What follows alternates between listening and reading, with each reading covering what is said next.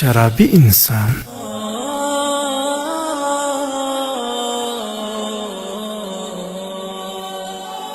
له حضرت ابن عمر رضی الله عنه څخه روایت دی چې نبی اکرم صلی الله علیه وسلم وفرمایل له شراب نه ځان وساته. له تاسو نه مخکې یو عابد شخص و چې هغه له خلکو نه جدا اوسېدی. یوې ښځې وغوښتل چې هغه ګمراه کړي. خپل یو خادم یې هغه ته ولېږی او ځان ته یې راوغوښت.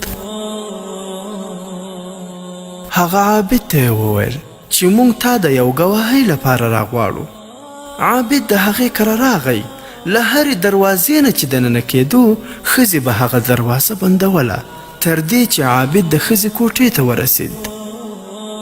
د دغې بدکردارې ښځې سره یو هلک او یو د شرابو لوښی و.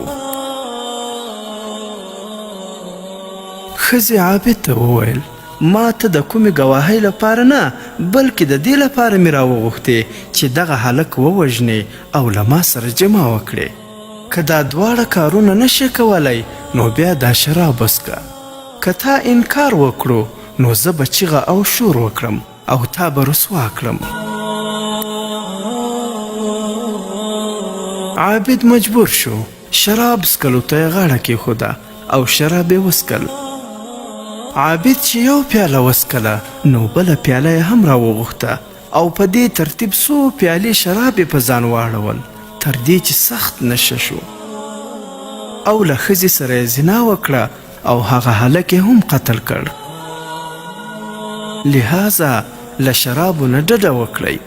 نبی اکرم صلی الله علیه وسلم زیاته کړه په خدای قسم چې ایمان او دایمي شراب څکل دواړه په یوه سینه کې نشي راجمع کېدی.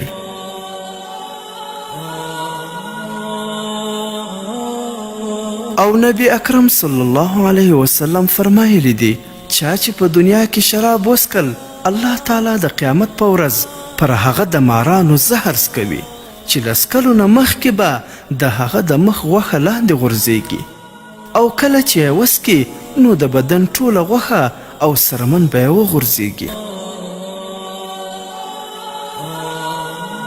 او په دې سره به شرابیانو ته تکلیف رسیږي.